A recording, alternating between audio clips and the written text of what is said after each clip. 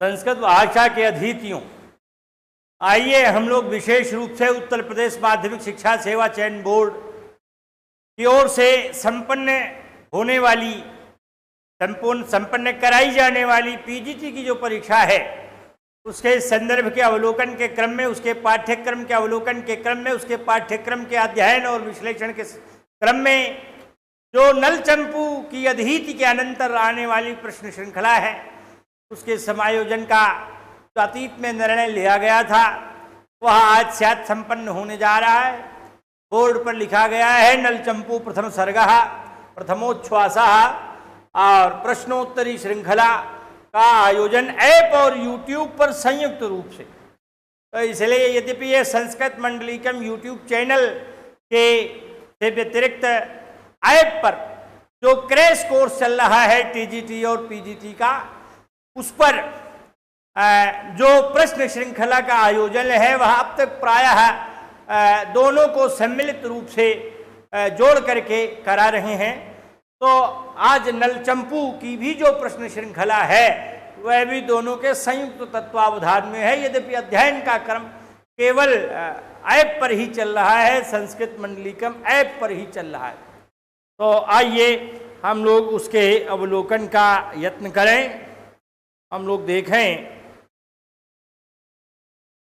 हमारे हाथ में नल चंपू से संदर्भित सवालों की सूची भी है और तिवारी जी बोर्ड पर भी प्रश्नों का अंकन करेंगे।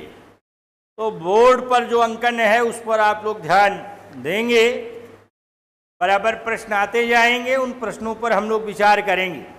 हमारे सामने शिवजी सोनम उपाध्याय जी, सतानंद उपाध्याय जी, संस्कृत संगम जी, सुभाष यादव जी, अंजलि शुक्ला जी, कल्पना द्विवेदी जी, अनिल कुमार यादव जी, रश्मि शर्मा जी, ब्रजेश मौर्य जी, नीतीश कुमार मिश्र जी, मुकेश चंद्र पांडे जी, शिव जी, एकता मिश्रा जी, अमित जी, देवेश त्रिपाठी जी, नीरज कुमार जी, सिद्धार्थ तिवारी जी, सौरभ अवस्थी जी, शांति देवी जी, आज तमाम लोग आ गए हैं। प्रश्न छप गया पहला वाला। तिवारी जी ने प्रश्न छाप दिया, गद्य पद्यमयी काचित चंपूरित्यभिधीयते। चंपू काव्य का यह लक्षण वर्णित है साहित्य दर्पण में, नाट्यशास्त्र में, काव्यादर्श में, भाव प्रकाशन में। गद्य पद्यमयी काचित चंपूरित्यभिधीयते। ध्यातव्य है कि यह नल चंपू एक चंपू ग्रंथ है और चंपू ग्रंथों में गद्य और पद्य का मिश्रण दिखाई पड़ता है। तमाम अतिथियों ने अध्ययन करते समय कहा कि गुरुजी नाटक में भी तो गद्य और पद्य रहता है, तो क्या उसे भी चंपू माना जाए?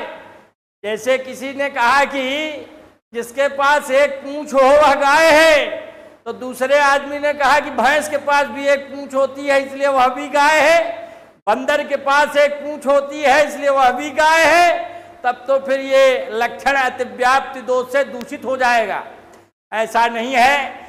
जहां दृश्य काव्य माने रंगमंचीय व्यवस्था और विभिन्न प्रकार के पात्र, संवाद आदि माध्यमों का समाश्रयण लेकर के प्रदर्शित किए जाएं वह नाट्य है। नाटक आदि विधाओं में मंचन की प्रमुखता देखी जाती है और जबकि यहाँ गद्य और पद्य का सामान्य मिश्रण होता है, ये श्रव्य काव्य के अंतर्गत चंपू आता है। और जबकि दृश्य काव्य के अंतर नाटक, प्रकरण, नाटिका आदि आते हैं, तो इसलिए ये अंतर है। तो यहाँ त्रिविक्रमो हरिश्चंद्र सोमदेवस्य भोजराट नारायणी त्रिमलांबा च चंपू काव्य विशारदा। माने तमाम चंपू काव्य के विद्वान लोग हैं जिनमें नल चंपू का एक विशिष्ट स्थान है। यही कारण है कि भारतवर्ष के अनेक विश्वविद्यालयों और महाविद्यालयों में नल चंपू का अध्ययन किया कराया जाता है। साथ ही साथ विभिन्न प्रकार की प्रतिस्पर्धी परीक्षाओं में भी इसे सम्मिलित किया जाता है। तो पहला सवाल है गद्य पद्यमयी काचित चंपूरित्यभिधीयते। बहुत सारे लोगों ने अपने अपने उत्तर हमारे पास तक प्रेषित किए हुए हैं।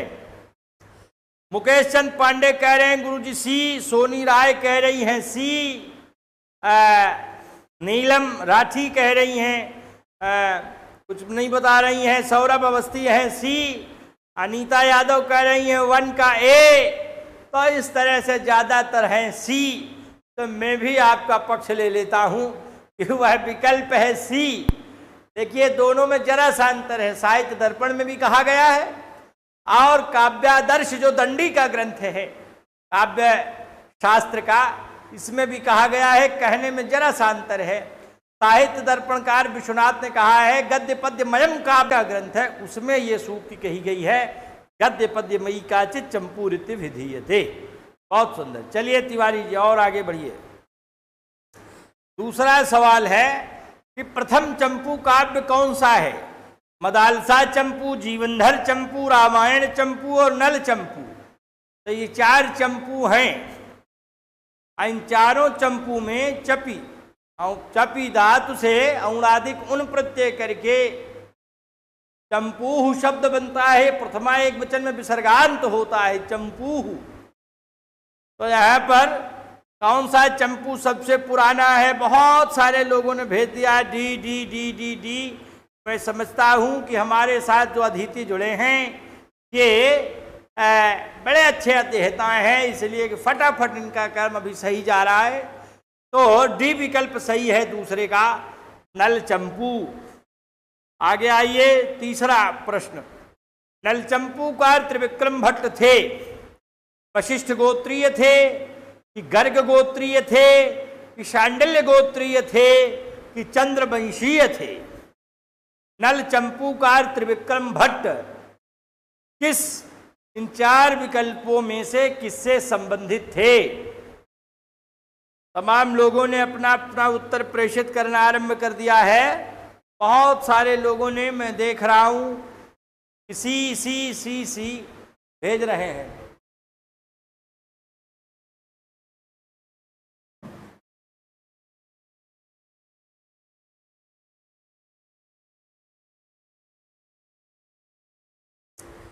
चलिए भाई हम भी आपका सी मान लेते हैं, शांडिल्य गोत्रीय थे। बहुत बढ़िया। ये शांडिल्य गोत्रीय त्रिविक्रम भट्ट थे। इन्होंने कविवंश वर्णनम में ये जिक्र किया है शांडिल्य नामनो महर्षेर वंशः। तो ये शांडिल्य नाम का इनका वंश है। चलिए आगे। त्रिविक्रम भट्ट के पिता थे। त्रिविक्रम भट्ट के पिता थे विक्रमादित्य, जयादित्य, नेमादित्य, प्रेमादित्य। इनके पिता का क्या नाम था? 4 विकल्प है, विक्रमादित्य, जयादित्य, नेमादित्य, प्रेमादित्य। तेषां वंशे भुवन विदिते। तेषां वंशे माने उस खानदान में, कौन सा खानदान? जो चला आया शांडिल्य नाम वाला खानदान। श्रीधर स्यात्मजो भूत देवादित्य है सुमति विद्या वेद विकसत प्रकाशः। श्रीधर नाम के व्यक्ति हुए और श्रीधर के पुत्र के रूप में देवादित्य, जिन्हें नेमादित्य भी कहा जाता है। तो यहाँ तीसरा विकल्प सी सही है। बहुत बढ़िया। सोनी राय ने भी बता दिया, तमाम सारे लोगों ने सी, तो मैंने भी मान लिया सी। चलिए, तो ये हो गया नेमादित्य, विकल्प सी सही है। अगला सवाल है 5वां, थोड़ा सा टाइट है। त्रिविक्रम भट्ट का समय माना जाता है। त्रिविक्रम भट्ट का समय माना जाता है, आया हुआ सवाल है ये। 8वीं शताब्दी से 11वीं शताब्दी के बीच। दूसरा 9वीं शताब्दी से 11वीं शताब्दी के बीच। तीसरा 7वीं शताब्दी से 10वीं शताब्दी के बीच। चौथा है डी 7वीं शताब्दी से 11वीं शताब्दी के बीच। जरा सोच लीजिए और आराम से बताइए। चारों पढ़ लीजिए जरा विकल्प का, जो साइज है बड़ा है, तो इसलिए जरा देख लीजिए ठीक से।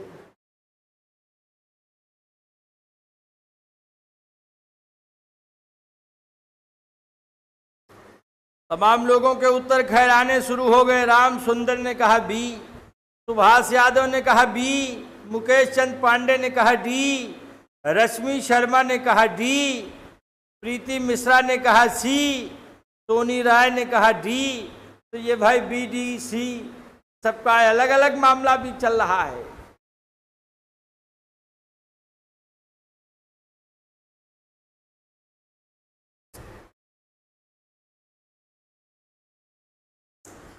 कायदे से इनका समय 10वीं शताब्दी ईस्वी है।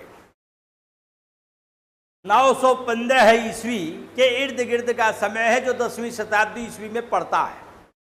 बावजूद उसके समीक्षकों ने 200-300 वर्षों का कालखंड भी मान लिया है कि इसके अंतर्गत जरूर होंगे। कुछ लोगों ने 7वीं शताब्दी से 11वीं शताब्दी के बीच इनको मान लिया है, जबकि कुछ और गंभीर लोगों ने कहा भाई इतने लंबे समय का अंतराल नहीं देना चाहिए, बल्कि 9वीं शताब्दी से 11वीं शताब्दी के बीच का इन्हें स्वीकार किया जाना चाहिए। तो इसलिए ये जो तथ्य हैं ये दोनों की ओर ही इंगित कराते हैं। 7वीं शताब्दी से 11वीं शताब्दी तक माने जाने का जो क्रम है वो इस कारण है कि इन्होंने बाणभट्ट आदि को प्रणाम किया है। ऐसा लगता है कि बाणभट्ट से थोड़े से समय के बाद के ही रहे होंगे और उनकी प्रसिद्धि प्रभूत मात्रा में बढ़ चुकी थी, और इसके बाद इनके संदर्भ को सरस्वती कंठाभरणकार ने भी उसका जिक्र कर दिया है, इसलिए उनके बाद के नहीं हो सकते। अतएव इनका समय 7वीं से 11वीं शताब्दी के मध्य मानने का जो क्रम है वह कुछ समीक्षकों का है। बावजूद उसके जो इसका दूसरा विकल्प है 9वीं से 11वीं शताब्दी के बीच का, ये केवल 200 सालों का ही अंतराल व्यक्त करता है। इसलिए यह अंतराल ज्यादातर समीक्षकों को मान्य है। तो ऐसी स्थिति में मैं समझता हूं कि यह बी वाला विकल्प, क्योंकि किसी के अनुसार वैयक्तिक रूप से प्रश्न नहीं पूछा गया है, तो अतएव यहां जो बी विकल्प है वह विशेष रूप से सही स्वीकार किया जाना चाहिए। आगे आइए, त्रिविक्रम भट्ट का अन्य नाम क्या था? त्रिविक्रम, भारती त्रिविक्रम, यमुना त्रिविक्रम, आशु त्रिविक्रम। तो ये 4 विकल्प हैं। तो इनका दूसरा जो नाम है वह क्या स्थापित किया गया था?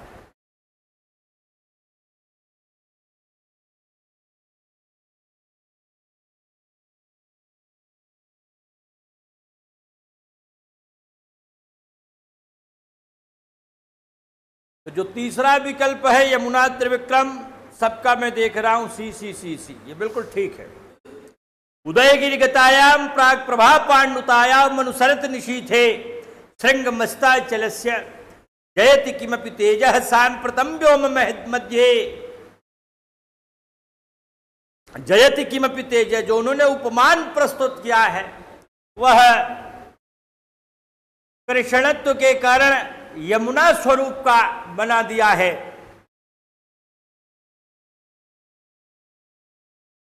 जिसके कारण उन्हें यमुना त्रिविक्रम की उपाधि प्राप्त हो गई है। तो इन्हें यमुना त्रिविक्रम कहा जाता है। ये सब ने लगभग लगा दिया, मैं समझता हूँ प्रायः सब ने सी विकल्प चुना है, तो ये सी सही है। अगला 7वां है, नलचंपू में उच्छ्वासों की संख्या कितनी है? 6, 7, 4, 5। तो ये तो भाई बिल्कुल आसान है, मैं समझता हूँ इस पर तो किसी का सवाल गलत नहीं होना चाहिए।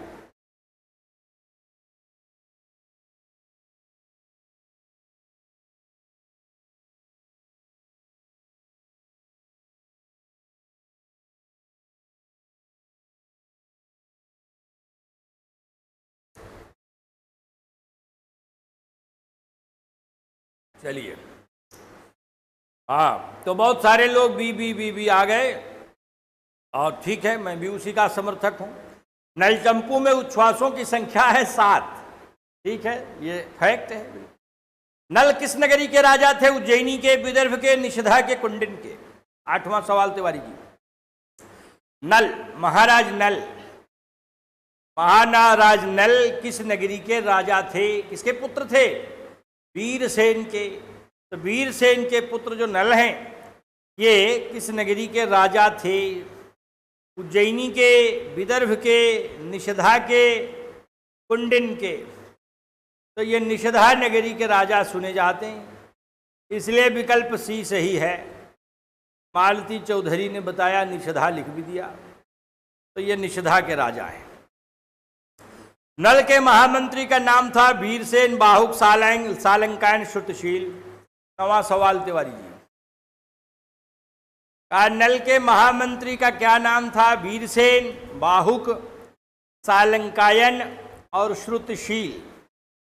तो यहाँ उसका नाम था श्रुतशील, जो सालंकायन का बेटा था। ध्यान रखिएगा, नल का महामंत्री, तमाम लोगों ने सी विकल्प चुन लिया। डी नहीं है, डी है, डी, इसलिए कि सालंकायन का बेटा है श्रुतशील, तो श्रुतशील इसका मंत्री था। आगे 10वां सवाल, राजा नल थे, सूर्यवंशी थे, विभुवंशी थे, चंद्रवंशी थे, ब्रह्मवंशी थे। कौन से वंशी थे, माने किस वंश के थे? तो सूर्यवंशी, विभुवंशी, चंद्रवंशी, ब्रह्मवंशी। तो ये इसमें सी विकल्प सही है, चंद्रवंश के राजा थे ये। ध्यान रखिएगा, ये चंद्रवंशी थे, चंद्रवंश के राजा थे महाराज नल। अगला सवाल, नल चंपू में प्रथम गद्यांश पर्यंत आरंभिक श्लोकों की संख्या कितनी है? जहां तक पहला वाला गद्य खंड आया है, उसके पहले तक कुल कितने श्लोक हुए हैं? 15, 16, 17, 18। 4 विकल्प है। इन 4 विकल्पों ने मीनाक्षी चौधरी ने कहा है 18। क्यों जी 18 है? फिर से देख लीजिए, 15, 16, 17। अभी 11वें वाले का जवाब नीरज शुक्ला ने दिया, कहा सी। राधे कृष्ण ने दिया सी, विनोद कुमार ने दिया सी, अभय पांडे बनारस वाले ने दिया सी, मुकेश चंद पांडे ने दिया सी। अब इतने लोग सी सी सी सी कह दिए, तो मैंने भी भरोसा कर लिया कि आप लोग गलत कैसे कह सकते हैं। तो इसलिए 17 श्लोक ही हैं। तो ध्यान रखिएगा, तरह के सवाल पूछे जा चुके हैं और उन्हीं को दिया है, पिछले 20 वर्षों के सवाल और वर्तमान में जो उपयोगी हैं, जो परीक्षा के आसन्न हो सकते हैं, उनको समझ बूझ करके स्थापित किया गया है। तो ये हो गया 17। पारिजात हरण चंपू किसकी रचना है? पारिजात हरण चंपू ये शेष कृष्ण की रचना है। ये भी कभी पूछा गया था किसी अन्य प्रतिस्पर्धी परीक्षा में। तो ध्यान रखिएगा, पारिजात हरण चंपू रचना है शेष कृष्ण की। आगे, पथिक विदर्भ देश के किस पर्वत पर भगवान कार्तिकेय के दर्शन के लिए गया था? जो पथिक आया है वह वर्णन कर रहा है प्रथम उच्छ्वास में, आंखों देखे हाल का, जैसा देखा था वैसे वह बता रहा है महाराज नल से। तो कौन सा पहाड़ था? सुंदरबन पर्वत, कामवाहक पर्वत, नैषधारण्य पर्वत, गंधमादन पर्वत। तो बहुत सारे लोगों ने डी डी डी डी लगाया। बहुत बहुत धन्यवाद आप लोगों को। इसका मतलब अध्ययन बहुत सुंदर है, जबकि मैं बहुत तारीफ करता हूं।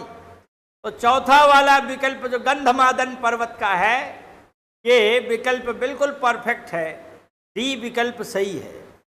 आगे तिवारी जी 14वां सवाल, दमयंती की माता का क्या नाम था? दमयंती जो नल की प्रेयसी है और विश्व सुंदरी कन्या है, उसकी माता का नाम पार्वती था, प्रियदर्शिनी था, प्रियंग मंजरी था कि विहंग बागुरिका था। 4 विकल्प हैं। राम सुंदर कह रहे हैं सी, और नीतम राठी भी आ गई, उन्होंने कहा सी। नीतम राठी ने कहा डी, अभय पांडे ने कहा डी, कल्पना द्विवेदी ने कहा डी, सिद्धार्थ तिवारी ने कहा सी। यहाँ कुछ सी कुछ डी नहीं, हमें लगता है डी वाले जो कहे वो गंधमादन पर्वत के संदर्भ में कहे। अब सी की पूरी लाइन चली, बहुत सुंदर, बहुत बढ़िया। तो इनकी माता का नाम था प्रियंगु मंजरी, तीसरा विकल्प सही है सी। अब चलिए अगला 15वां नंबर। 15वें नंबर में नलचंपू की कथावस्तु महाभारत के किस पर्व से ली गई है? महाभारत जो संसार का सबसे विशाल ग्रंथ है, 1,00,000 श्लोक हैं इसमें, और महर्षि वेदव्यास जो ऋषि पराशर के पुत्र थे उनके द्वारा ये लिखा गया ग्रंथ है। इसमें कुल 18 पर्व हैं और उसमें से एक पर्व है वन पर्व भी। तो वन पर्व से नलचंपू माने महाराज नल दमयंती की कथा है, तो इसका आहरण किया गया है, इसलिए तीसरा विकल्प सही है वन पर्व सी। और बहुत सारे लोगों ने हमारे साथ मिलकर के सी लगाया है, सबको बहुत बहुत धन्यवाद। आगे आइए, नलचंपू के द्वितीय श्लोक में किसका वर्णन है? तिवारी जी आगे वाला बढ़ा दीजिए। नलचंपू के द्वितीय श्लोक में 16वां सवाल है। नलचंपू का दूसरा श्लोक है, जयति गिरिसुताया काम संतापवाहिन न्युरसिरस निषेकस कांदनस चंद्रमौली तदनुच विजयन्ते। पहले आया जयति गिरिसुताया काम संतापवाहिन न्युरसिरस निषेकस चांदनस चंद्रमौली, जो आपका मंगलाचरण है। जबकि जो दूसरा श्लोक है वह भी इसी तर्ज पर है, जयति मधुसहाय सर्व संसार वल्ली जनन जरठ कंद कोपि कंदर्प देव तदनु पुनरपांगो संग संचारिताना जयति तरुण योशल लोचना नाम विलास। तो बड़े सुंदर श्लोक हैं ये दोनों, और ये अनुक्रम में दिए गए हैं। तो दूसरा श्लोक है, और दूसरे श्लोक में जयति मधुसहाय। मधुसहाय माने बसंत का जो सहायक है, बसंत है सहायक जिसका, ऐसे कामदेव की जय होवे, वे उत्कृष्ट हैं। तो कामदेव की वंदना की गई है, माने कामदेव का वर्णन है। तो कामदेव माने विकल्प सी है 16वें का, तो 16 का सी लगा लीजिए। और बहुत सारे लोग हमारे बीच सी वाले हैं। आगे आइए, आगे कहा कि अगाधान्तः परिस्पंदम विबुधानंद मंदिरम। प्रस्तुत पंक्ति में कौन सा छंद है? अभी थोड़ी देर पहले लोग पूछ रहे थे कि कौन सा छंद है। हिंस्रः स्वपापे न विहिंसितः खलः साधु समत्वे न भयाद् विमुच्यते। हिंस्रः स्वपापे न विहिंसितः खलः साधु समत्वे न भयाद् विमुच्यते। शिवराज विजयम का जो मंगलाचरण है, दूसरा वाला भागवत पुराण से लिया गया है, उसके 10वें स्कंध से। कुल 12 स्कंद है, ये भी सवाल एक हायर एजुकेशन में एक बार आया था।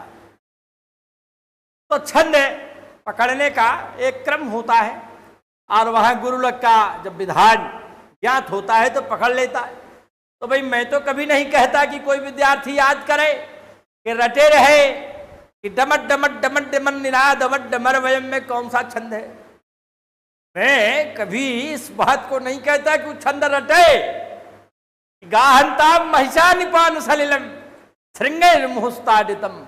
भैंसे आलोडित जल में नहाएं, स्नान करें, सुअरें नागर मोथा निकालें। तो तमाम लोग संस्कृत की हिंदी ज्यों की त्यों इतनी बार पढ़ पढ़ के रट लेते हैं, लेकिन समझना बहुत बहुत जरूरी है। उसके साथ साथ तो कोई भी श्लोक आवे आपको चिंता नहीं रहेगी, तुरंत आप गुरुलक विधान 1 मिनट में लगाएंगे और पकड़ लेंगे कि इसमें ये छंद है। तो खैर मैंने मौका भी काफी दिया तमाम लोगों को काम करने का। गाधान्तः परिस्पंदम विबुधानंद मंदिरम वंदे रसांतर प्रौढ़म स्रोतः सारस्वतम वहत्। तो ये कौन सा छंद है? तमाम लोगों ने कहा, पूजा राय ने कहा सी, शिव ने कहा कि एक, सोनम उपाध्याय ने कहा बीबी। तो फिलहाल अब लोगों ने कुछ कहा तो मैं भी बीबी को मान लेता हूं। माने अनुष्टुप छंद है। अनुष्टुप माने पंचमम लघु सर्वत्र, माने पांचवा अक्षर जहां हमेशा हरस्व हो। देखिए अगाधांत अगाधांत 4, आगे आया परी प, ये प पांचवा हरस्व हो गया। और षष्ठम गुरु विजानियात, तो छठवां अक्षर है गुरु हो, तो रिस उसके बाद वाला छठा होगा, तो रिस गुरु हो गया। तो ये माने हो गया है आपका अनुष्टुप छंद। आगे अगला सवाल तिवारी जी। अप्रगल्भा पदन्यासे जननी राग हे तव संत्ये के बहुलालापा कवयो बालका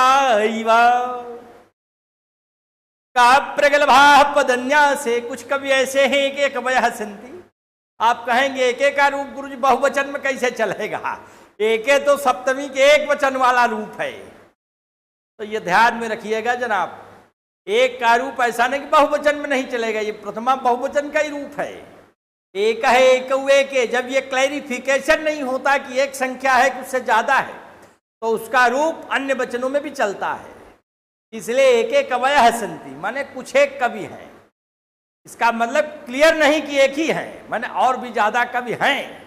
ऐसे है बालका ही वसंती, बच्चों की भांति, माने जैसे बच्चे आचरण करते हैं उसी तरह का आचरण अन्य कुछ कवियों का है। तो क्या कहा गया? सवाल क्या है? कहा प्रगल्भा पदन्यासे जननी राग हे तवः। यह पंक्ति किसके विषय में कही गई है? सुकवि के, कुकवि के, युवक के, माता के। तो तमाम लोग भी लगा रहे हैं, कह रहे हैं कुकवि कुकवि, माता के नहीं। अरे भाई माता के विषय में भी है, क्योंकि जननी राग हे तवः, ऐसे नहीं पकड़ में आ रहा है। जन निराग हे तवः, जन माने लोगों के, निराग माने नीरसता के हेतु हैं। कौन? जो खराब कवि है, लोग उनमें मन ही नहीं लगाते, अरे छोड़िए क्या सुने, तो इसलिए हट गए। और दूसरा अर्थ जननी राग हे तवः, जननी माने माता, माता के प्रेम के कारक हैं। कौन? अरे भाई बच्चे छोटे हैं, अब माता उन्हीं को दुलारती है, उन्हीं से प्यार करती है, तो वे जननी राग हे तवः हो गए, ये बालका है। और इन बालकों की तरह कवि हैं। तो मुख्य तो यहाँ प्रधानता कवियों के वर्णन की है ना, तो इसलिए वेरी गुड, आपको बहुत धन्यवाद। बी विकल्प सही है, कुकवि के। तो ये कुकवि के, ये उत्तर हो गया। तिवारी जी अगला सवाल। अगला सवाल माने नल चंपू में प्रधान रस कौन सा है? अरे भाई रस तो तमाम है, वीर भी, श्रृंगार भी, करुण भी, अद्भुत भी। माने नल चंपू में प्रधान रस कौन सा है? तमाम सारे रसों के होते हुए भी जो रस प्रधान हो गए, तो उस प्रधान रस के संदर्भ में कौन सा रस होगा? ये तो पहले ही इन्होंने कह दिया। जयति गिरि सुताया काम संताप वाहिन न्युरसि रस निषेकस चांदनस चंद्रमौलि।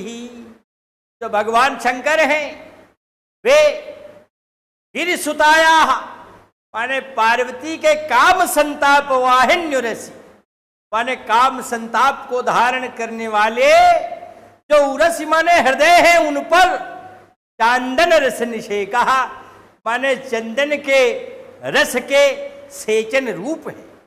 ठीक वैसे ही जैसे पार्वती के वक्षस्थल पर चंदन रस सेचन रूप शिव है, उसी तरह से दमयंती के वह काम संतप्त हृदय पर सेचन रूप की स्थिति वाले महाराज नल है। तो क्या व्यंजना हो रही है कि काव्य में यहां संभोग श्रृंगार रस समाया हुआ है, चाहे वह चिंतन परक रूप ही क्यों न हो ज्यादा मात्रा में, परंतु यहां श्रृंगार रस चढ़कर बोलता है। तो ऐसी स्थिति में यहां दूसरा वाला विकल्प सही होगा, श्रृंगार रस। और बहुत सारे लोग बी वाला विकल्प लगाए हैं। हम सबको बहुत बहुत धन्यवाद देते हैं। सदूषणापि निर्दोषा। अगला वाला सवाल तिवारी जी, सदूषणापि निर्दोषा सखरापि सुकोमला नमस्तस्मै कृतायेन रम्या रामायणी कथा। अब कहेंगे इसमें भी कौन सा छंद है, तो बहुत लोग रट लेते हैं, अनुष्टुप है अनुष्टुप है अनुष्टुप है, इस वाले में अनुष्टुप है, इसमें वंशस्थ है वंशस्थ है, तो इसलिए इतनी मेहनत करने की क्या जरूरत है। अरे याद रखिए उसका लक्षण 10-15 ठू मुख्य रूप से छंद हैं जो खास खास है, अक्सर प्रयुक्त होते हैं। और एक बार मिलान जान लीजिए गुरुकुलम संस्कृत मंडलिकम इसी यूट्यूब चैनल पर मैंने छंदों विधान पर भी 10-15 छंदों का, उनके उद्धरणों का घंटे भर का जिक्र किया हुआ, निःशुल्क है। आप जब भी चाहें उसमें छंद परिचय हेडिंग डालिए, फट से आ जाएगा और उसके बाद आप उसको देख लीजिए, उसका अवलोकन कर लीजिए, तो उसमें गुरुलभ के साथ आपको पूरा विधान स्पष्ट हो जाएगा और आपको पकड़ने में फिर समस्या मैं समझता हूं कि नहीं होनी चाहिए। तो कौन सा है, कहा कि सदूषणापि निर्दोषा शेखरापि सुकोमला। प्रस्तुत पद्य में कौन सा अलंकार है, श्लेषालंकार, रूप का अलंकार, विरोधाभास स्वभावोक्ति। राम सुंदर कह रहे हैं सी शिव श्रृंगार रसे, कल्पना द्विवेदी सी राधे कृष्ण ए है। तो सदूषणापि निर्दोषा शेखरापि सुकोमला, कह रहे हैं ये कथा रामायण की ऐसी है जो सदूषणापि माने दूषण नामक पात्र से युक्त होती हुई भी यह निर्दुष्ट है, दोष रहित है। अब पहले कैसे पकड़ में आएगा, पहले तो ये होगा कि दोष से युक्त होती हुई भी दोष रहित है, ऐसे कैसे होगा। तो दूसरा अर्थ निकलेगा कि दूषण वहां एक पात्र है जो दोषों से युक्त है, तो ऐसे दूषण नामक पात्र से युक्त होती हुई भी यह दोष रहित है, ये परिहार हो जाएगा। दूसरा शेखरापि सुकोमला, यह खर होती हुई माने कठोर वर्ण गुंफन से युक्त होती हुई भी यह सुकोमला बड़ी सुकोमल है। तब फिर अर्थ बाधित हुआ, तो यहां परिहार होता है कि खर नाम राक्षस से युक्त होती हुई भी यह सुकोमला माने कोमल स्वरूप वाली है। तो यहां विरोधाभास अलंकार की स्थिति दिखाई पड़ रही है, इसलिए ये विरोधाभास अलंकार यहां दिखाई पड़ रहा है, विशिष्ट रूप से विरोध हो रहा है। तो सदूषणापि निर्दोषा शेखरापि सुकोमला, तीसरा वाला विकल्प सही है, विरोधाभास। अगला है 21वां सवाल तिवारी जी, नलचंपू के प्रथम उच्छ्वास में वर्णित नहीं है, कवि वंशादि वर्णनम, राजपुत्री वर्णनम, मंत्र नियुक्ति वर्णनम, शूकरोत्पात वर्णनम। अब ये ध्यान दीजिए कि है कि नहीं है, हम क्या जाने, परीक्षा आपको देनी है, इसलिए आपको सशक्त रहना होगा। आपकी पाठ्य पुस्तक में क्या है इसको पहले नंबर पर देखना होगा। अच्छे विद्यार्थी के जो गुण हैं वे ये है कि जो किताब हमें पढ़ना है पहले बहुत संक्षेप में उसकी पूरी रूपरेखा हम जान लें कि किसका वर्णन है, क्या कुछ है, तब गहराई में घुसें। तो इसलिए उद्देश्य लक्षण परीक्षा, सबसे पहले उद्देश्य मैंने है क्या इस पुस्तक, इसका नाम है, क्यों इसका नाम है, और इसमें फौरी तौर पर जानने की आवश्यकता है क्या। मैं कहता हूं भाई कहानी आप कई बार पढ़िए, 2 बार 3 बार 4 बार, तब जाकर के ये बातें स्पष्ट हो जाएंगी कि कौन कौन सा वर्णन इसमें है, कौन सा नहीं है। तो यहाँ कौन सा वर्णन है, कवि वंशादि वर्णनम है, भाई कवि वंश ने अपने विषय में कहा है, बताया है कि सांडिल्य नाम का महर्षि का वंश है, और अपने बाप दादों को भी बताया है, श्रीधरस्यात्मजो भूत देवादित्य आदि का नाम लिया है, तो सबके विषय में बताया है। जिसने कवि वंशादि वर्णनम में राजपुत्री वर्णनम है कि नहीं है, अरे है क्यों नहीं, पथिक आया है, उसने कहा कि आज मेरी आंखें धन्य हो गई, मैंने ऐसे पुरुष का दर्शन पहली बार जीवन में किया है। और फिर उस वाले पथिक की बात बताया, कहा वह यही बात कह रहा था, और उस स्त्री रत्न को मैंने देखा। तो इसलिए वह उसके संबंध में यहां बता रहा था कि कैसी है वह। तो राजपुत्री वर्णनम, राजपुत्री माने भीम की बेटी, प्रियंगु मंजरी की बेटी, कौन, क्या नाम, दमयंती, तो इसलिए वह भी वर्णन है। राजपुत्री वर्णनम, ये भी है। मंत्र नियुक्ति वर्णनम, अरे मंत्री की नियुक्ति की कोई बात नहीं आई, ये तो पहिलन से था, तो इसलिए यही वर्णन मंत्र नियुक्ति वाला नहीं है। बाकी शूकरोत्पात वर्णनम, ये भी है, शूकर आया, वहां संघर्षण हुआ, वहां उससे द्वंद्व हुआ, संघर्षण हुआ, तो इसलिए चौथा भी है। तो सी विकल्प यहां सही है, ध्यान रखिए। यज्ञीय कर्मकांड में दक्ष थे, क्रतुक क्रिया कांड सौंदस्य, ये शब्द आया है। कौन थे? वशिष्ठ थे, विश्वामित्र थे, सांडिल्य थे कि गौतम थे? अब यहां वशिष्ठ, विश्वामित्र, गौतम का प्रथम उच्छ्वास में कोई जिक्र ही नहीं। तब तो सांडिल्य नाम नो महर्षेर वंश, महर्षि सांडिल्य नाम का महर्षि का एक वंश है, सांडिल्य नाम वाला, ये आया है, जिसके वंश में श्रीधर आए, देवादित्य आए और त्रिविक्रम भट्ट आए, तो इसलिए ये इन्होंने दिखाया। तीसरा वाला विकल्प है सही, सांडिल्य। आगे, लप्स्यन्ते किलावकाशम अथवा सर्वं सहा सूरयः, प्रस्तुत पद्यांश में छंद है, लीजिए, खट से पूछा। शिखरिणी, मंदाक्रांता, शार्दूल, विक्रीडित, मालिनी। अब आपको याद कितना करेंगे? अब आप तो केवल याद किए, शकुंतलेति हृदयम संस्पृष्टम उत्कंठया, कौन सा छंद है? का शार्दूल विक्रीडित है, क्योंकि आपको याद है। लेकिन यह पूछ लिए लप्स्यन्ते किलावकाशम अथवा सर्वं सहा सूरयः, तो आप कितना याद करके जान पाएंगे कि बसंत तिलका है कि शार्दूल विक्रीडित है, मंदाक्रांता है कि शिखरिणी है, सरकधरा है कि मालिनी है, फंस जाएगा मामला। इसलिए जब आप याद किए हुए तो मिला लेंगे। सूर्या स्वैर्मसजस्तता सगुरव शार्दूल विक्रीडितम, तो फटाफट मिला लेंगे उसके गणों से, तो मुश्किल से 1-1.5 मिनट लगता है, आप जान जाएंगे कि शार्दूल विक्रीडित छंद का विन्यास है इसमें। अगला सवाल तिवारी जी, आगे का है, भारतीय पद में प्रयुक्त स्त्री प्रत्यय है, गीस है कि गीप है कि गीन है कि अंग है? एक विद्यार्थी अध्यापक बन गया और अध्यापक होकर के कहता है डीप प्रत्यय है, डीस प्रत्यय है, दीन प्रत्यय है। अब जब अध्यापक कहेगा कि डीप डीस दीन, तो उसके विद्यार्थी क्या गीप गीस गीन कहेंगे क्या? वे भी वही याद करेंगे। तो इसलिए बहुत सावधान रहने की जरूरत है। आजकल तो सीसीटीवी कैमरा भी देखता रहता है, इसलिए और भी ज्यादा सावधानी अपेक्षित है। तो यहाँ अंग है कि खग अंग, अंग में मैंने ड बगल में बिंदी रखी रहती है, तो ये 3 प्रत्यय है, गीप गीस गीन, कुल स्त्री प्रत्यय 8 है। गीप गीस गीन, चाप जा चाप डाप टाप और उंगती उंगतिभ्याम मिलिताश्चाप संत्यष्टौ प्रत्यया है स्त्रियाम। तो अब ये है कौन सा? अरे भरतस्य पत्यमिति भारत, भरत शब्द में अण प्रत्यय लगा तो बना भारत। जब भरत में अण लगकर भारत बना, तो आप जानते हैं कि जहां अण प्रत्यय लगता है वहां गीप ही होता है। ये ढाण तो ऐसा दखन मात्र त्याग ठक ठाई काई क्वरपा इतनेन सूत्रेण तो गीप प्रत्यय से प्रयोग भवति भविष्यति वा। तो ये हो गया कौन?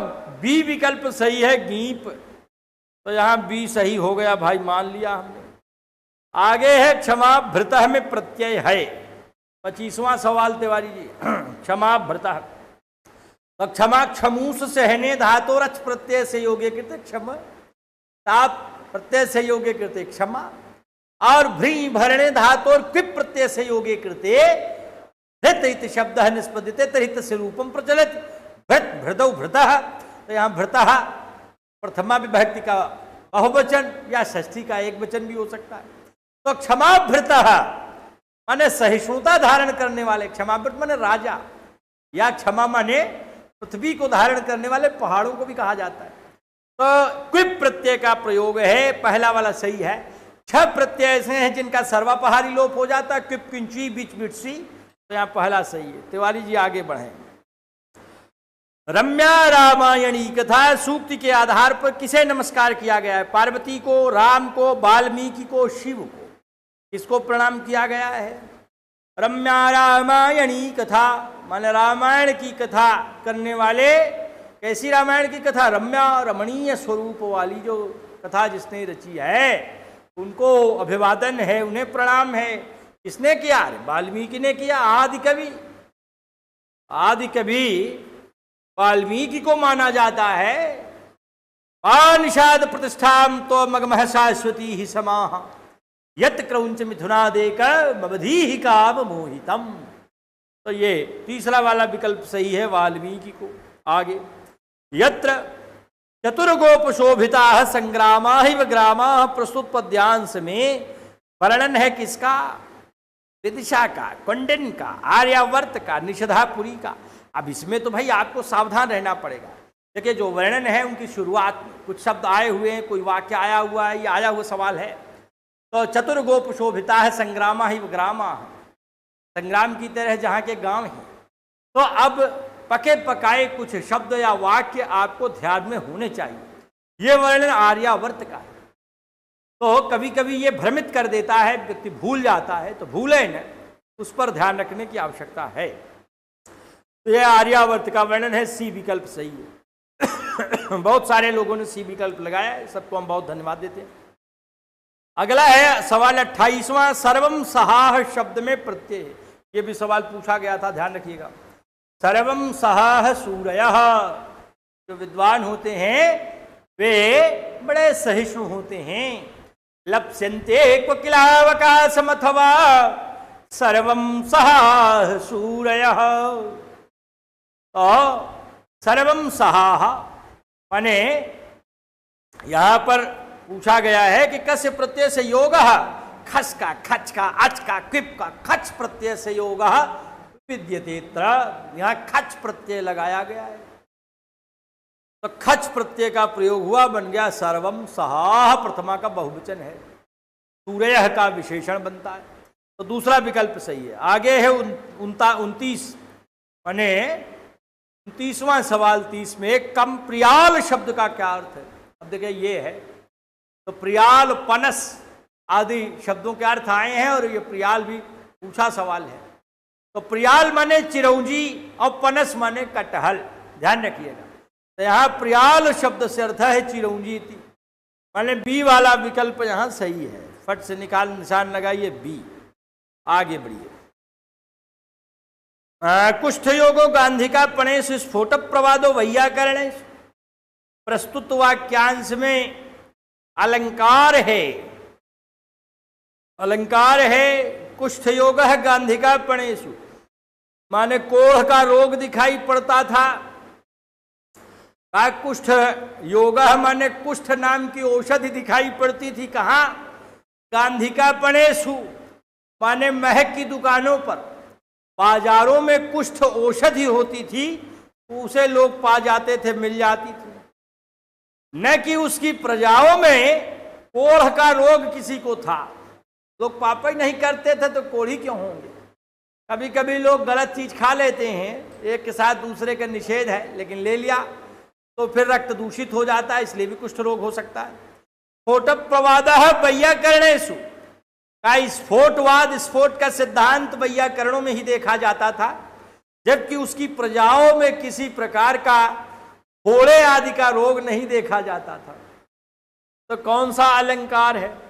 सोनी राय ने कहा बी, सोनम उपाध्याय ने कहा सी, सुभाष यादव ने कहा सी। बहुत बढ़िया, बहुत सारे मेरे भी विद्यार्थी यहाँ हैं और लोग सी लगा रहे हैं, बहुत प्रसन्नता है। तो यहाँ परिसंख्या अलंकार होगा, क्योंकि यहाँ निषेध रहता है ना। परिसंख्या अलंकार में जो कथन किया जाता है उसके साथ साथ अन्यार्थ के माध्यम से उसका निषेध भी प्रतीत होता है। यहाँ ऐसा है किंतु न कि ऐसा है। तो ये निषेध कभी शब्द से होता है और कभी न आदि शब्दों से न होकर यह व्यंग्य होता है। तो इसलिए परिसंख्या अलंकार यहाँ दिखाई पड़ रहा है। तो तादृगण्यव्यपोहाय परिसंख्या तो तादृशा का परिसंख्या तो सास्मृता। तादृगण्यव्यपोहाय माने उससे अन्य का व्यपोह किया जाता है, निषेध किया जाता है जहां पर। तो ये परिसंख्या अलंकार में तीसरा विकल्प यहां सही है। आगे केदाराह शब्द का क्या अर्थ है, ये बड़ा इंपॉर्टेंट है। केदाराह शब्द कई बार पूछा गया है। तो केदार माने खेत, तो कैसे खेत दिखाई पड़ते हैं? बहुव्रीहयः केदाराः, बहुत अधिक धन धान्य से भरे हुए केदार दिखाई पड़ते हैं, खेत दिखाई पड़ते हैं। तो यहां तीसरा वाला विकल्प सही है। 32वां सवाल है, दृश्यते न चयत्र स्त्री नवापीन पयोधरा। दृश्यते न चयत्र स्त्री नवापीन पयोधरा। इस प्रस्तुत पद्यांश में वर्णन किसका है? दमयंती का है ये, कि निषधा का है, कि प्रियंगु मंजरी का है, कि आर्यावर्त का है? तो ये वर्णन आर्यावर्त के प्रसंग में आया हुआ है। तो यत्र यत्र माने आर्यावर्ते, इस आर्यावर्त में। अब ये ध्यान में आपको देखना होगा कि कहाँ कहाँ किस तरह का वर्णन है। इसलिए इसको मैंने कहा था कि 2 बार 3 बार इसको कि हिंदी भी ध्यान में बनाए रखेंगे तब भी काम हो सकता है। किस मास में वृक्षों की शाखाएं पत्र रहित हो जाती हैं? भवन्ति फाल्गुने मास वृक्ष शाखा विपल्लवा, जायन्ते न तो लोकस्य कदापि च विपल्लवा। भवन्ति फाल्गुने मासे, फाल्गुन के महीने में। तो यहाँ फाल्गुन का महीना, चैत्र मास, फाल्गुन मास, माघ मास, वैशाख मास, तो हो गया ये। तिवारी जी आगे नहीं बढ़ा। तो दूसरा वाला विकल्प यहाँ सही है, फाल्गुन मास में। अगला सवाल है, अबटः शब्द का अर्थ क्या है? सबटोप्यबट संकुलः, आया हुआ है। अबट माने कुआं होता है। तो ये इंपॉर्टेंट सवाल इसलिए है कि ये पूछा जा चुका है। तो खंडहर, गड्ढा, कुआं और पर्वत। तो यहाँ तीसरा वाला विकल्प सही है, कुआं। तो ध्यान रखिएगा, अबटः शब्द का अर्थ है कूपः, कुआं। तीसरा। अगला सवाल, युक्तो नुक्रोश संपन्नैर योजनैरिव योजनैहि। प्रस्तुत पद्यांश में अलंकार। ये ध्यान रखिएगा कि अलंकारों में कभी कभी एकाधिक अलंकार होते हैं, लेकिन एक स्फुट है, अगर दूसरा अस्फुट है तो फिर जो स्फुट है उसी पर उसकी दृष्टि रहती है कि इसे विद्यार्थी बतावे। तो यहाँ ध्यान रखिएगा, यहाँ योजनैरिव योजनैहि, 2 बार योजनैहि योजनैहि आया है। खैर तोड़ करके एक बार यो अलग हो गया, अजनैहि हो गया। दूसरे में योजनैहि, योजन का अर्थ आया। तो यहाँ पर जो यमक अलंकार है उसका प्रयोग दिखाई पड़ रहा है। मैंने एक जैसे शब्द एक से अधिक बार आए और पद तोड़ा गया तो सभंग यमक का प्रयोग यहाँ दिखाई पड़ रहा है, उसे तोड़ करके। तो ये यमक अलंकार का प्रयोग है। यहाँ श्लेष उत्प्रेक्षा यमक विरोधाभास है। सी वाला विकल्प सही है, यमक। आगे, सा नगरी नगतनया गौरी व मनोहरा भाति। प्रस्तुत पद्यांश में वर्णन है, विदर्भ नगरी का है, कि आर्यावर्त का है, कि निषधापुरी का है, कि कुंडन नगरी का है। अब ये सब ध्यान बनाए जाने की जरूरत होती है। नगतनया माने पहाड़ की जो बेटी है, अर्थात हिमालय की पुत्री है, कौन? गौरी है, पार्वती है। उनकी तरह मनोहर है, अतएव भांति सुशोभित हो रही है। इसका राजा महाराज नल है, कौन नगरी है? निषधा नगरी है। तो तीसरा विकल्प सही, निषधा। आगे है प्रासाद शब्द में प्रत्यय है। प्रासाद माने महल और प्रसाद माने कृपा। ध्यान रखिएगा, प्रधन सद्धन घाई, उपसर्ग पहले हो, आदि अच की वृद्धि दिख रही हो, शब्द पुल्लिंग में बन रहा हो तो घाई प्रत्यय ही उसमें होता है। तो यहाँ घाई प्रत्यय का प्रयोग है और घाई प्रत्यय का ये प्रयोग है। तिवारी जी बढ़ा नहीं। तो 37वां सवाल है 37 और उसका बी विकल्प सही है, घाई में। दूसरा विकल्प घाई छपा हुआ है। आगे है, निम्न में भुजंगः शब्द का क्या अर्थ है? 38वां सवाल 38 में है भुजंगः। भुजंग शब्द का क्या अर्थ है? 4 विकल्प यहाँ दिए गए हैं। पहला हाथी है, दूसरा वैश्य है, तीसरा कामुक है और चौथा काला व्यक्ति है। तो यहाँ हाथी, वैश्य, कामुक और काला व्यक्ति, ये 4 शब्द यहाँ हैं। तो तीसरा विकल्प यहाँ जो कामुक शब्द है ये भुजंगः के अर्थ में आता है। तो भुजंगः सांप को भी कहते हैं, सांप यहाँ है नहीं, और दूसरा कामुक होता है, तो इसलिए यहाँ कामुक यह अर्थ दिख रहा है। आगे कुर्वन्ति मन तीसरा विकल्प सही है। कुर्वन्ति सर्वदा यत्र विचित्र वयसा मुदम। कुर्वन्ति सर्वदा यत्र विचित्र वयसा मुदम। विचित्र वयसा माने विचित्र पक्षियों का मुदम प्रासाद्य प्रसन्नता। सर्वदा कुर्वन्ति माने हमेशा यहाँ प्रसन्नता उत्पन्न करते रहते हैं, उनकी उपस्थिति यहाँ पर आनंदित करती रहती है। यहाँ कौन सा अलंकार है ये प्रसिद्ध था, पूछा गया था, इसलिए यहाँ दे दिया गया। तुल्य योगिता अलंकार होता है। तो तुल्य योगिता अलंकार जहाँ उपमेय और उपमान का जो वर्णन दिखाई पड़ रहा हो और दो पंक्तियों में है, पूरा वह श्लोक है ये, इसकी एक पंक्ति यहाँ दी गई है।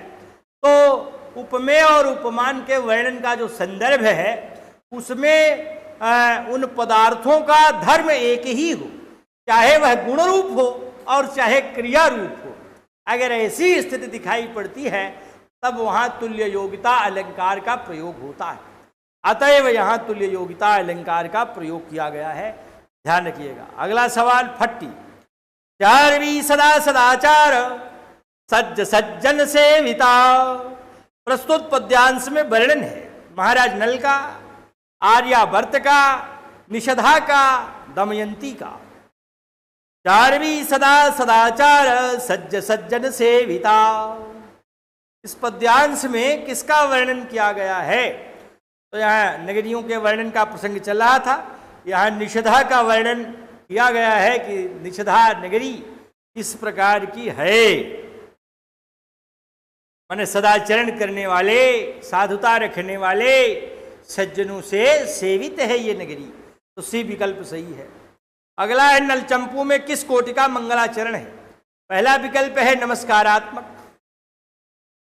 दूसरा है वस्तु निर्देशात्मक, तीसरा है उपर्युक्त दोनों, चौथा है इनमें से कोई नहीं।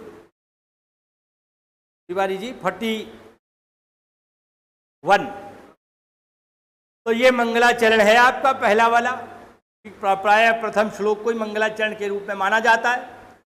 तो जयति गिरिसुताया काम संताप वाहिन न्युरसिरस निषेकस चांदनस चंद्रमौलि तदनुच विजयन्ते कीर्ति भाजाम कवीना मसकृत मृत बिंदोस स्यंदिनो वाग्विलासा।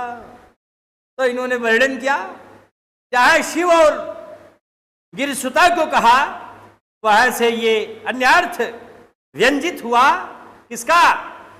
गिरिसुतायाह से दमयंत्याह का व्यंग्य हुआ और चंद्रमौल से चंद्रमौलवी से चंद्रमौली बहुव्रीहि समास बनता है। चंद्रमौल से यह महाराज नल का व्यंग्य हुआ। तो इसलिए यहाँ वस्तु निर्देशात्मक मंगलाचरण भी है और यहाँ उन्होंने उन्हें प्रणाम किया, इसलिए नमस्कारात्मक मंगलाचरण भी है। इसलिए उक्त दोनों वाला विकल्प, उपरयुक्त दोनों वाला विकल्प सही है। थर्ड विकल्प सही है, तीसरा। तो नमस्कारात्मक, वस्तु निर्देशात्मक और तीसरा उपरयुक्त दोनों में ये दोनों विकल्प सही ठहराया जाएगा। तो इसलिए कि वहां व्यंग्य बराबर दिख रहा है, दोनों की जो अवस्थाएं हैं पूरे काव्य में उसी तरह की हैं। आगे असकृत मृत बिंदुस स्यंदिनो वाग्विलासा। प्रस्तुत पद्यांश में कौन सा अलंकार है? तो यहां पर असकृत मृत बिंदुस स्यंदिनो वाग्विलासा माने जहां चढ़ाव की स्थितियां दिखने लगे, एक शब्द अर्थात उपमेय पर उपमान का अभेद आरोप जहां दिखाए वहां रूपक अलंकार हुआ करता है। यहाँ रूपक अलंकार की विद्यमानता दिखाई पड़ रही है। ध्यान रखिएगा, ये भी पूछा गया सवाल है। असकृत मृत बिंदुस स्यंदिनो वाग्विलासा, तो ये रूपक अलंकार है, पहला विकल्प सही है। आगे है नलचंपू में समास कौन सा है? नलचंपू कर्मधारय समास है, बहुव्रीहि समास है, तत्पुरुष समास है, मयूरभ्यंसकादि समास है। तो मैंने चार समास में मैंने जैसे आप तोड़ते हैं, चंपू माने गद्य पद्य का मिश्रण, ये काव्य की विधा है। तो यहाँ जैसे आप विग्रह करेंगे उस तरह का समास बन जाएगा। नल चंपू में समास है। पूजा राय ने कहा ए माने कर्मधारय समास। शांति जायसवाल ने कहा सी माने तत्पुरुष समास। नीतम राठी ने कहा, अभी 43 में नहीं चले क्या आप लोग? 43 पर आवे। नल चंपू माने नल संबंधी, चंपू इति नल चंपू। तो मध्यम पदलोपी समास भी हो सकता है, माने नल संबंधी वर्णन। तो नल संबंधी चंपू इति नल चंपू, माने ऐसा चंपू जो नल संबंधी है और नलादि नाम वर्णनम अस्ति यस्याम साकृति ही नल चंपू।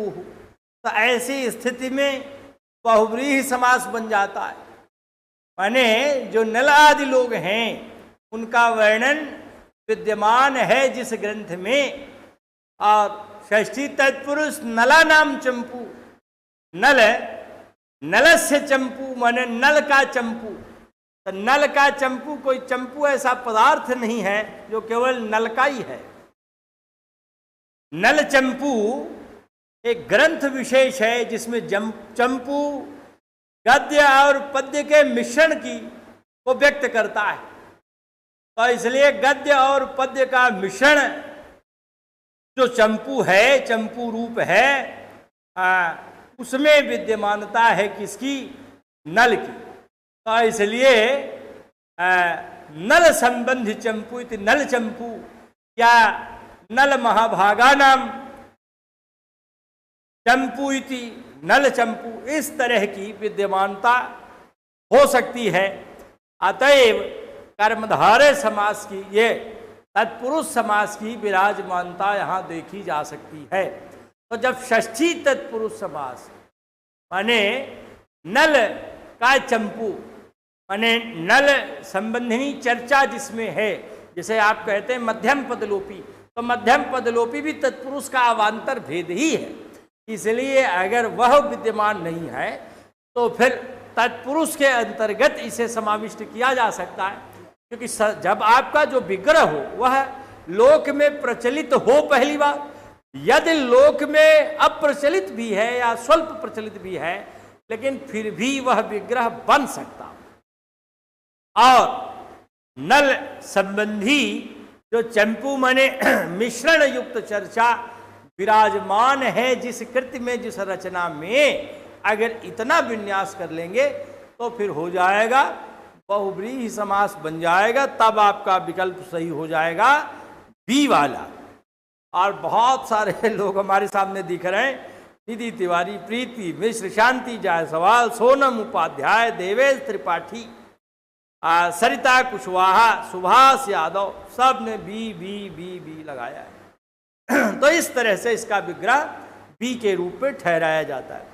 कांडेन इस शब्द का अर्थ है, कांडेन, कांड माने बाण, ये आपका पका पकाया श्लोक आया, किम कांडेन धनुष्मतः परस्य हृदये लग्नम न घूर्णयत यच्छिरः। तिवारी जी आगे बढ़ा लीजिए। तो दूसरा वाला विकल्प से धनुष, बाण, कृपाण, कुंत, कुंत माने भाला होता है, तो यहाँ दूसरा वाला विकल्प सही है बाण।